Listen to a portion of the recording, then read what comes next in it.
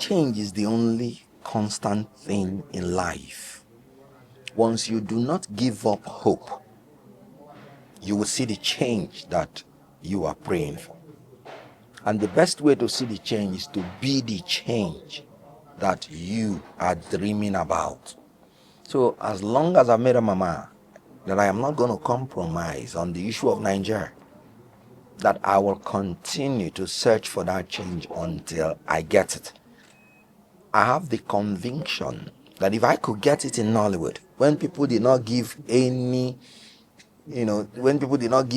chance to Nollywood joining the best movie industries in the world, we are now the number 2. So we are now a Nollywood superpower.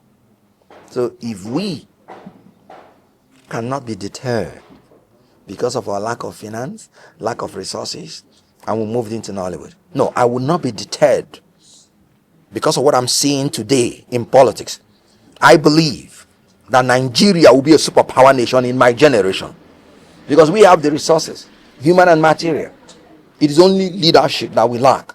So if we consistently fight for the good leadership and get it, 20 years, and it starts from free, fair, credible election, because that is what will guarantee you competent leaders who knows and who know that their source of power is from the people. So they wouldn't have any other choice than to be good to the people, to ensure the security and welfare of the people. That's what I'm going to fight for, and I will get it.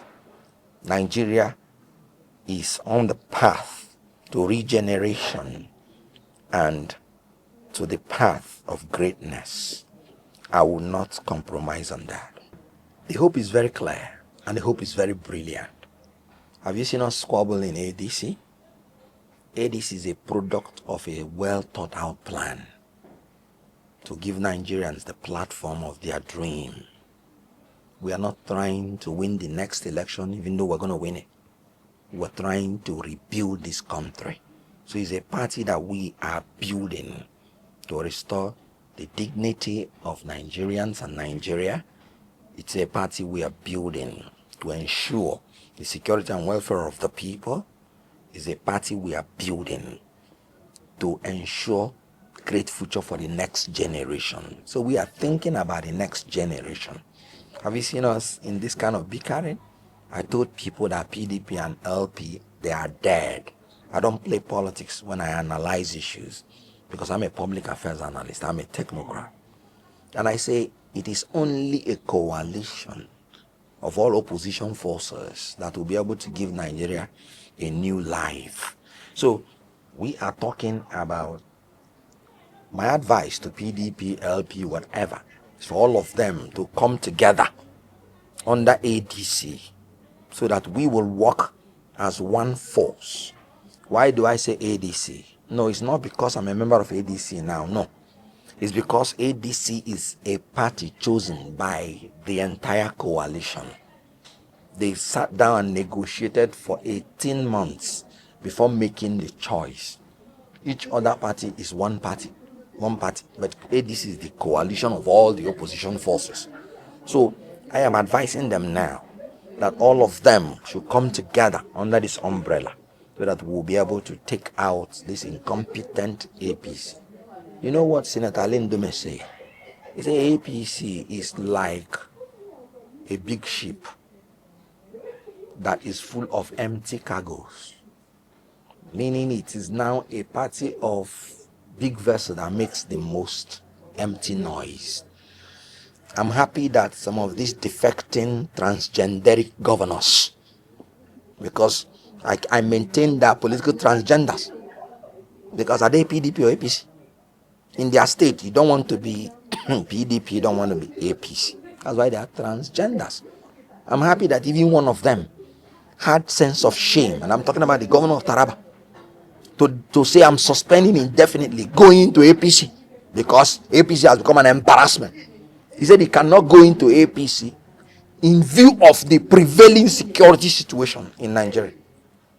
Security is the basic and the primary responsibility of a government. So if you cannot get security correct, what are you getting correctly? That move that he made has actually destroyed APC. Can you imagine? He's a governor. He has owned up that, sorry, I can't move into a party that cannot guarantee Nigerians the basic and primary duty of government. Is it in front of the 25 girls being kidnapped in Kebbi? Then he will go into APC? Is it? So it will be shameful for him to eventually still go into APC. Because these transgender governors, they don't have shame. That is why they are transgender. When you see a man, you don't know whether he's a man or a woman. They don't have shame. Anybody that has sense of shame will not be a man be doing like a woman. That's what I do. So what I'm telling you is that at least that governor has passed a vote of no confidence on APC. You know what it means? You have planned everything, but you have to suspend it indefinitely because of the incompetence and corruption of the party you want to enter into. So the only choice that we have now is the opposition, but they have to come together and form a formidable force. Nigerians, they don't have anything to do with APC, that's the truth. But then you have to form and become united for them to have something to do with you. So ADC is intact, men of integrity. You saw some of them here today. We are one big and happy family, and we will move on to form the next government in the Federal Republic of Nigeria. You know one thing, I am a lawyer to the army, and I felt very embarrassed and scandalized that a young officer, an officer of the government, that this young officer signed that he was going to defend with his life. If you know the military people, anytime I see them, I say, for even having the courage to sign that you're willing to give your life at any time for your nation, I respect you. I always say it in the court martial anytime I am there. For you to see such officer wearing the uniform and then calling him a fool because he is obeying the orders of his superior. If you remove that element of obedience to superior orders, we are done with. Because it is that element that ensures discipline. It is that element that will make a younger soldier to carry gun and put his life at risk because his Oga gave him orders. Immediately, the young officer said, sorry sir, I am here on instruction. I take orders. That would have ended it. Then the only thing you now have, the only grouse is with his Oga that gave the order. Not him. Because he's under a duty by the tradition of the military to obey the last orders of his Oga, whether good or bad. So he has fulfilled the law himself. Then you, as a minister, reducing yourself to that level of altercation, of provocation, needlessly, portraying Nigerian leaders as ill-bred and ill-mannered, it is really very unfortunate. I took exception to that. It is not about the legality or illegality of whoever owns the place. No. It's about the fact that a young military officer was obeying orders legitimately given to him. And you want to introduce the element of disobedience in the army by trying to tell him he's a fool doing his job. It is like Wike receiving instruction from Tinubu and he's carrying it out. And somebody met him and say you're a fool for receiving orders from Tinubu and carrying it out. I mean, it's ridiculous. And as a lawyer to the army, I've always pleaded that please leave these people. I know what my clients suffer. I know how some of them, even after defending them in the court martial, had gone from there and died for this country. So I take it very personally. It was needless. You have no problem with the young officer. He has already told you. So what is the meaning of those that assault and insult on him? Well, thank God the young officer was very calm, cool and compacted, showing actually that he is a well-trained officer. He maintained his ground and he refused to be intimidated or manipulated. When the minister is looking for people to intimidate, he should look for them outside the people that are wearing that uniform. Because the spirit in that uniform means that you should hold your ground. And the young officer held his ground. And Nigerians are proud of such action. Going to 2027, we are going to hold our ground as the opposition party to remove this government that has brought this international shame on Nigerians. that has fractured ECOWAS, that has made the international community, led by Donald Trump, President of America, to be insulting us. We used to be respected. APC has frittered away our goodwill.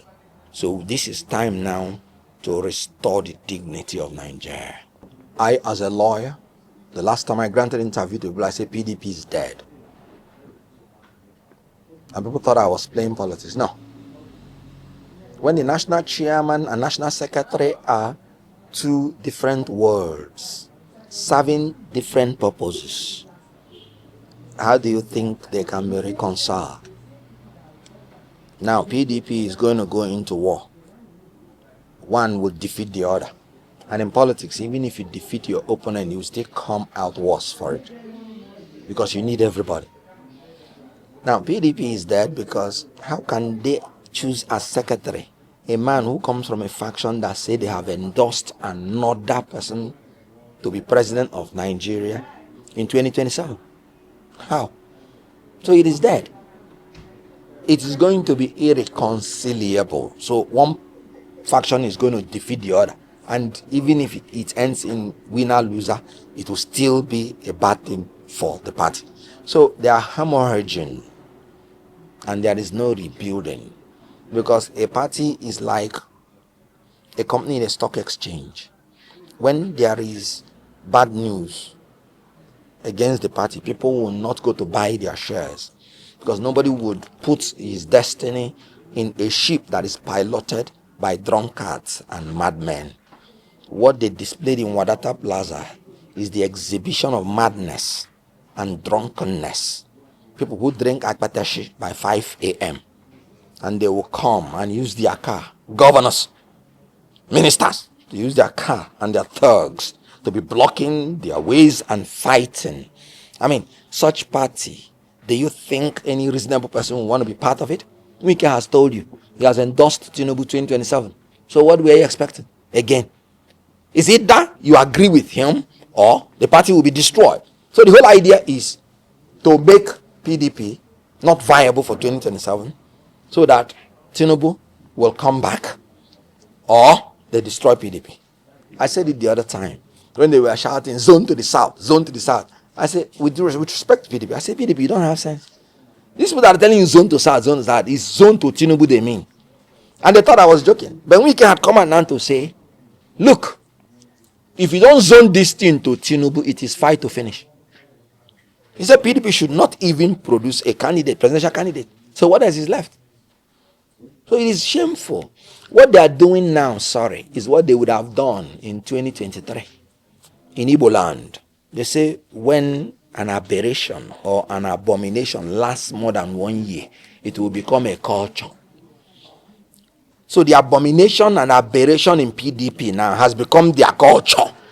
So who would want to become a member of a party that has a culture of impunity, a culture of national chairman will sack national secretary, national secretary will sack national chairman, governors will sack minister, minister will sack governor? I mean, it is outrageous. It's so belittling. It is infradignitatem and cannot be accommodated by any responsible, reasonable person. So PDP is dead.